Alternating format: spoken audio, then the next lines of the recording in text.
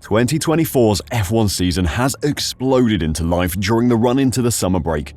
There have been 7 race winners so far this season, with 4 different drivers taking the top step of the podium in the last 5 races.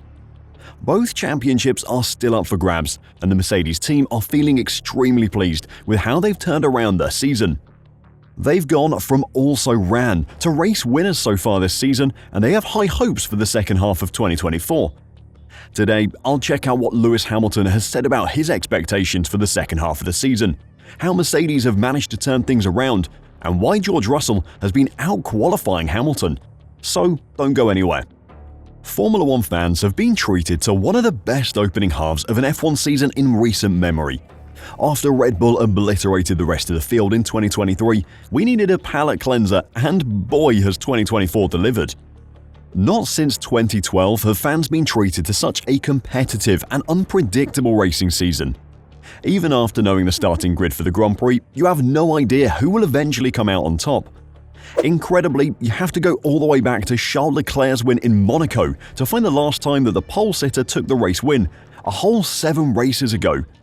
With so many new fans in Formula One, this is a season unlike any that many will have seen. And it isn't over yet. Lewis Hamilton reckons Formula One fans are in for plenty more excitement over the second half of the season, with his Mercedes team, Red Bull, McLaren, and even Ferrari all in the mix at the sharp end. It's really fantastic, I think, for the sport to be having such close teams and drivers, he commented. The pedigree of drivers at the top today are really elite and amazing. We didn't expect to be competing with the McLarens or the Red Bulls at this point in the season, with how we started off. So for us now to have closed up and it's going to be one hell of a second half of the season for sure. As Formula One regulations play out, the performance gap between the teams tends to become less. The more time that teams have to adapt and optimize, the less performance there is to find in a set of regulations. This means that the fastest teams start to improve less, while those behind them have more space to improve. It is possible that a team will find some incredible innovation that unlocks more space to develop in, but that hasn't happened this season. The result of the development space shrinking over time is what we see at the moment. 3 or 4 teams, all within a few tenths of a second a lap of each other, and all able to take a race win if they can find that extra percentage of a percentage point of performance. It's almost a shame that the regulations are changing again in 2026 because the current racing is incredibly entertaining. As Hamilton said, we, the fans, are in for an insane second half of the season. As for whether his and the team's recent form could turn into a surprise 2024 title challenge ahead of Hamilton's move to Ferrari, the British and Belgian Grand Prix winner countered, "No, it would be high hopes. But if we can continue this kind of performance as we've had the last few races, which has been fantastic, I think if we can start our weekends off a little bit better, hopefully we can continue." I think, obviously, the McLaren was very strong in Belgium. We were just a bit further ahead early on in the race. But yeah, we've just got to keep pushing. Mercedes have won 3 of the last 4 Grand Prix, showing they're the in-form team. However, they'll need more than some good form to fight for a championship. Though, as Hamilton says, if they keep pushing, keep picking up race wins, there is always a chance until it's mathematically impossible. Hamilton currently sits 127 points behind Verstappen in the Drivers' Championship, which may prove to be an insurmountable lead. Though if both McLarens and Mercedes can continue to beat him to the checkered flag, then that gap will start to shrink very quickly. Of course, Lando Norris will remain the favourite in that case, with a deficit of just 78 points to the reigning world champion. Mercedes are currently 142 points behind Red Bull in the Constructors' Championship with 266 points. Ferrari have 345 but have looked out of sorts since that Monaco win. McLaren have 366. For Mercedes to even be in contention for a podium, never mind race wins, is incredible. They started the season as a contested 4th fastest, not finishing higher than 5th in the opening 8 races, though they finished 9th more often. Having struggled for performance due to a lack of balance in the car, Mercedes looked lost over those opening races. Having chopped and changed car concepts during the ground effect regulations, it looked like they were trying to find a needle in a haystack instead of developing their car to a set plan. That has all changed though. 3 years in, they finally seem to have unlocked the secrets of the ground effect regulations.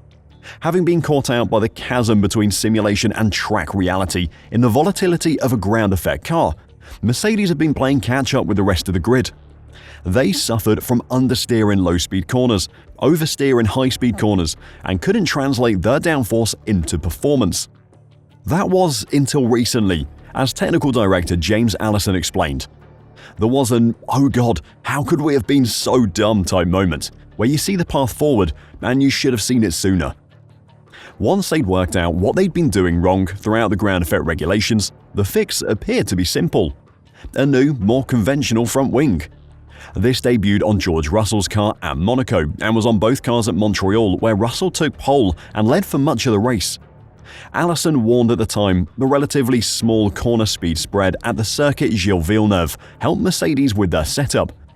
Around the much more demanding spread of speeds at the Circuit de Catalunya, the Mercedes, while quick, still lagged behind Red Bull and McLaren. But the basic aerodynamic performance of the car was now much more benign, and development could proceed.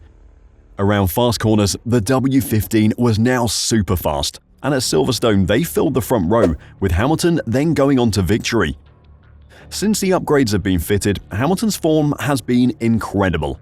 4 podiums in the last 6 races, never finishing below 4th, and securing the most points of any driver during that time.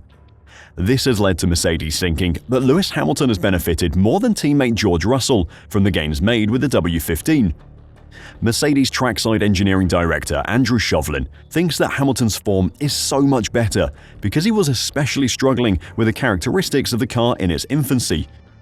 "I think early on, perhaps Lewis was finding the car more difficult to deal with," explained Chauvelin.